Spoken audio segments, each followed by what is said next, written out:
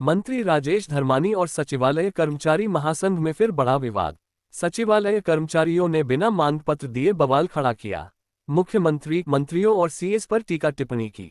सचिवालय कर्मचारी महासंघ का अध्यक्ष सबको सर्टिफिकेट दे रहा।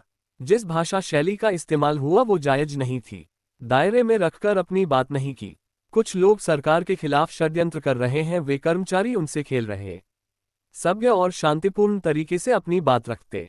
गुंडे मवाली भी ऐसी भाषा शैली का इस्तेमाल नहीं करते जैसा सचिवालय कर्मचारी महासंघ के नेता कर रहे। कैबिनेट मंत्री राजेश धर्मानी का बयान। हिमाचल के समग्र विकास के लिए सबकी जिम्मेदारी। सभी कर्मचारी भाई बहन सरकार का अभिन्न अंग है। कांग्रेस सरकार हमेशा से ही कर्मचारी हितैषी रही है। ओल्ड पेंशन स्कीम बहाल की है। 7% डीए दिए गए हैं। 9,000 करोड़ की देनदारी विरासत में मिली। 85,000 करोड़ का कर्ज मिला। एनपीएस का 9,200 करोड़ का भारत सरकार के पास पेंडिंग, उसके लिए कोई धरना नहीं दे रहे। आज दोनों फेडरेशन की बातचीत हुई, उनकी उचित मांगों को पूरा करेंगे। 6 महीने का समय सीएम ने मांगा है, लेकिन दोनों फेडरेशन ने डीए को लेकर जल्दबाजी नहीं की। 58,000 करोड़ बजट में से 45% वेतन भत्तों पर खर्च होंगे। सचिवालय कर्मचारी महासंघ विधायकों और मंत्रियों को टारगेट कर रहे हैं। हम अपने भत्तों में कटौती को तैयार हैं, लेकिन क्या कर्मचारी तैयार है? जो कर्मचारी नेता हैं उनके अपने निजी स्वार्थ हैं। एक व्यक्ति तो जो है वो मेरे पास भी आया कि मुझे अपने स्टाफ में लगा दो, उसने भी बहुत सारा भाषण दिया है ना, लेकिन उसके पीछे जो है कई तरह के केसेस पेंडिंग थे। इसलिए जो मेरे पास फीडबैक थी उसमें उस व्यक्ति को मुख्यमंत्री के कार्यालय में लगाने के लिए जो है वो सही नहीं पाया गया, तो वो अपनी भड़ास निकाल रहा था। तो इस तरह से ये कुछ अपने निजी स्वार्थ से लेकर मोटिवेटेड थे। और हमें ये लगता है कि कुछ लोग जो सरकार के खिलाफ लगातार षड्यंत्र करते हैं, ये उनके हाथों में भी खेल रहे हैं, है ना। बाकी कर्मचारियों को मोहरा बना रहे हैं। अपनी नेतागिरी चमकाने के लिए बाकी कर्मचारियों को इस तरह से इस्तेमाल करना किसी भी तरीके से वाजिब नहीं है। विषय के गर्भ में है, लेकिन ये सरेआम जो है इन्होंने कानून नियम की धज्जियां उड़ाई हैं। ये सिर्फ जो मीटिंग थी, ये सिर्फ गेट मीटिंग होती है, सिर्फ जो आपका ऑफ टाइम है, ड्यूटी टाइम नहीं है। तो 1 से 2 बजे तक लंच टाइम था, ये तो 3:30 बजे तक भी दोनों दिन जो है वो चली है ना। और इनके कारनामे इतने बड़े थे कि इनको प्रदेशाध्यक्ष से भी बर्खास्त किया था, है ना। मंत्री पद से भी बर्खास्त किया और प्रदेशाध्यक्ष के पद से भी बर्खास्त किया था। तो उस तरह के कारनामे हमारे नहीं है। हमारा साफ सुथरा काम है, जो कहना है, जो मन में है, जो जनता के हित में है, वो बात कहनी है, और हमने वो कहने में हमें कोई गुरेज नहीं है। Thank you. बात है, हमारी सरकार ने इससे पहले भी बिना किसी दबाव के, बिना किसी मांग के जो है, इसके लिए कोई हड़ताल नहीं हुई, किसी तरह का कोई प्रदर्शन नहीं हुआ। जो अभी तक बेनिफिट्स दिए हैं, इसके लिए बिना किसी दबाव के सब कुछ किया है और आगे भी करेंगे। लेकिन साथ में हमें जब सरकार को जो उसके पास अवेलेबल रिसोर्सेज हैं, जो संसाधन उसके पास हैं, उनका बेनिफिट जो है वो हिमाचल प्रदेश के हर व्यक्ति को मिले, क्योंकि सरकार के संसाधनों के ऊपर सबका हक है। कर्मचारियों को उनका अधिकार मिले, लेकिन जो गैर कर्मचारी हैं, लगभग 15-16 लाख परिवार हिमाचल प्रदेश में ऐसे हैं जिस परिवार से कोई सरकारी कर्मचारी अधिकारी नहीं है। हमारे समाज में कई ऐसे वर्ग हैं जिनके लिए हमारी सरकार ने बिना मांग के काम किया है, चाहे वो अनाथ बच्चे हैं, चाहे हमारी विधवा बहनें हैं, चाहे हमारे वृद्ध लोग हैं, हमारे किसान हैं, बागवान हैं, मजदूर हैं। सबको कुछ ना कुछ हमारे जो बजट अनाउंसमेंट्स हैं उसमें हर व्यक्ति को कुछ ना कुछ राहत दी है, चाहे आशा वर्कर हैं, आंगनबाड़ी वर्कर हैं, किसी वर्ग को नहीं छोड़ा है। लेकिन उसके लिए उन्होंने कोई हड़ताल नहीं की थी। लेकिन फिर भी अगर वो अपनी बात रखना चाहते तो अपने शांतिपूर्ण तरीके से रखते, सभ्य तरीके से रखते।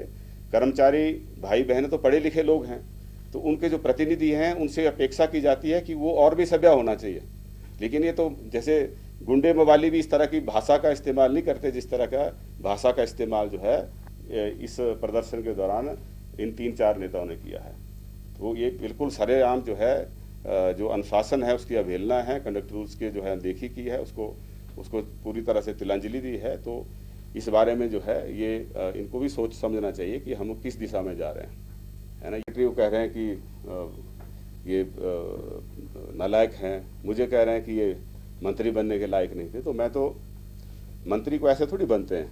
मुझे तो घुमारवीं की जनता का धन्यवाद करना है जिन्होंने हमें लगातार जो है चुनाव जिताए हैं, और पार्टी हाईकमान का धन्यवाद करना है जिन्होंने हमें इस काबिल समझा। लेकिन जो सचिवालय कर्मचारी महासंघ का अध्यक्ष है वो जो है उसका सर्टिफिकेट दे रहे हैं कि फलां व्यक्ति भी नालायक है, फलाना भी नालायक है, जैसे जो है वो सब कुछ वो जिम्मेवारी सर्टिफिकेट देने की उन्हीं के ऊपर आ गई है।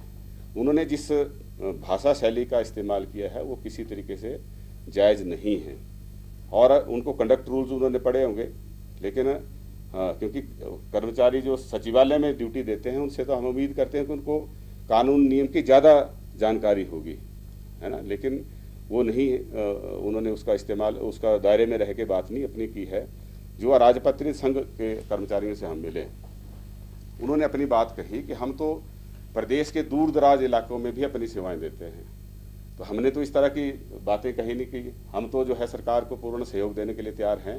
तो ये जो सिर्फ यहाँ के कर्मचारी 3-4 नेता थे, ये ऐसा लगता है क्योंकि आम कर्मचारी हमारी सरकार से संतुष्ट है, सचिवालय का कर्मचारी भी, अधिकारी भी हमारी कार्यशैली से, सरकार की कार्यशैली से पूरी तरह से संतुष्ट है। लेकिन सिर्फ 3-4 जो कर्मचारी नेता हैं उनके अपने निजी स्वार्थ हैं। एक व्यक्ति तो जो है वो मेरे पास भी आया कि मुझे अपने स्टाफ में लगा दो, उसने भी बहुत सारा भाषण दिया, है ना, लेकिन उसके पीछे जो है कई तरह के केसेस पेंडिंग थे। इसलिए जो मेरे पास फीडबैक थी उसमें उस व्यक्ति को मुख्यमंत्री के कार्यालय में लगाने के लिए जो है वो सही नहीं पाया गया, तो वो अपनी भड़ास निकाल रहा था। तो इस तरह से ये कुछ अपने निजी स्वार्थ से लेकर मोटिवेटेड थे, और हमें ये लगता है कि कुछ लोग जो सरकार के खिलाफ लगातार षड्यंत्र करते हैं ये उनके हाथों में भी खेल रहे हैं, है ना, बाकी कर्मचारियों को मोहरा बना रहे हैं। अपनी नेतागिरी चमकाने के लिए बाकी कर्मचारियों को इस तरह से इस्तेमाल करना किसी भी तरीके से वाजिब नहीं है। बात से बिल्कुल सहमत हैं। देखो, लगभग 58,000 करोड़ का बजट हिमाचल प्रदेश में है, उसमें से लगभग 45% जो है ये वेतन और पेंशन पे खर्च होता है। 45% में से ये लगभग जो है ये 27-28,000 करोड़ रुपए के करीब बनता है। 2300 करोड़ जो है हर महीने जो है सैलरी पेंशन पे लगता है। तो इसमें जो विधायकों को और मंत्रियों को मुख्यमंत्री को टारगेट कर रहे हैं, तो उनके ऊपर तो मुश्किल से 25 करोड़ के करीब खर्च होता है, पूरे बजट का 25 करोड़ खर्च होता है। लेकिन फिर भी मैंने पिछले कल भी कहा था कि अगर हमारे सामने आप बैठें, क्योंकि हमारे ऊपर कट लगाने से कोई बड़ा ज़्यादा योगदान जो है उसमें नहीं मिलेगा फाइनेंशियल हेल्थ को ठीक करने में, है ना, लेकिन हम सब जो हैं इसके लिए तैयार हैं, बशर्ते आप भी तैयार हों, क्योंकि इस सिचुएशन से तभी बेल आउट हो सकते हैं। हमारे जो सरकार है इसके सामने एक बड़ी विकट परिस्थिति पैदा हो गई है, क्योंकि इससे पहले हमारी जो सरकारें रही अर्ली 90 से लेकर आज तक ये लगातार जो है लोन पे लोन लेने का जो है इनके सिलसिला जारी रहा, और उस समय उनको फ्रीडम थी, वो असीमित राशि का लोन जो था वो ले सकते थे। जैसे ही हमने ओल्ड पेंशन स्कीम लागू की, भारत सरकार ने लोन लिमिट फिक्स कर दी। अब हम इस समय जो है 6,000 करोड़ से ज़्यादा का लोन नहीं ले सकते हैं। यही मैंने उस समय भी कहा था कि आदरणीय मुख्यमंत्री जी ने आपसे अनुरोध किया है कि 6 महीने के लिए हमारा आप सहयोग दीजिए। जैसे ही सरकार के खजाने में पैसा आएगा वैसे ही हम आपके जो डीए की किस्त है उसको जारी कर देंगे। तो अराजपत्रित महासंघ तो उसके लिए सहयोग दे रहा है, लेक्चर एसोसिएशन जो है सहयोग दे रही है, जितने भी हमारे फील्ड के कर्मचारी अधिकारी हैं किसी ने उस पर आपत्ति नहीं जताई। सिर्फ इन 3-4 नेताओं के जो सेक्रेटरीट में यहाँ एक बवाल खड़ा कर रहे हैं और बातें क्या कर रहे हैं कि मैं तो मुख्यमंत्री हूँ। भाई, मुख्यमंत्री ऐसे थोड़ी बनते हैं। कोई कर्मचारी अपने आप को मुख्यमंत्री के साथ इक्वेट नहीं कर सकता, विधायक के साथ इक्वेट थोड़ी कर सकते हैं। ये तो प्रजातंत्र की व्यवस्था का ही अपमान है, उन लोगों का अपमान है जो एक वोट देके जो अपनी सरकार को चुनते हैं। आपको लगता है? देखिए, जहाँ तक डॉक्टर बिंदल जी की बात है, पहले तो मैं एक स्पष्ट करना चाहता हूँ कि जो वो कह रहे हैं, बिंदल साहब जिस तरह से मेरे बयान को तोड़ मरोड़ करके जो है वो पेश करने की कोशिश कर रहे हैं, मैंने ऐसा कहीं नहीं कहा कि आप सरकार के साथ खड़े नहीं होंगे तो आपकी जो है वो पेंशन और भत्ते जो है वो उसमें कटौती करी जाएगी, और दूसरा कि अगर कांग्रेस पार्टी के साथ नहीं खड़े हुए तब भी आपकी वेतन भत्तों में कटौती की जाएगी। मैंने ये कहा था कि अगर प्रदेश की वित्तीय हालत को सुधारने के लिए आपने कांग्रेस सरकार का साथ नहीं दिया तो वित्तीय हालत और बिगड़ेंगे और उसका खामियाजा आपको भी भुगतना पड़ेगा, उसका नुकसान आपको भी होगा। तो दोनों चीज़ों में भारी अंतर है ना। सरकार के साथ खड़ा होना कोई गुनाह नहीं है। अगर हम हिमाचल प्रदेश के हित में, हिमाचल प्रदेश के वित्तीय स्थिति को सुधारने में सरकार के साथ खड़ा होने की अपील करते हैं तो मैं समझता हूं कि राइट स्पिरिट में है और हमने सही बात जो है अपनी कही है। हमने कर्मचारी भाई बहनों से अनुरोध किया है और मुख्यमंत्री जी ने भी अनुरोध किया है। और दूसरा, जहाँ तक मंत्रिमंडल से हटाने की बात है, मैं डॉक्टर बिंदल जी से ये कहना चाहूँगा कि मैंने ऐसा कोई काम नहीं किया आपकी तरह जिस वजह से आपको बीजेपी नेतृत्व ने बर्खास्त किया था, एक किस्म से इनको हटाया था, है ना। तो हमने ऐसा कोई कारनामा नहीं किया आपकी तरह। आपके कारनामों की काली चिट्ठी जनता के सामने सब जानते हैं कि क्या क्या कारनामे आपने जो है स्वास्थ्य मंत्री रहते हुए खिलाए।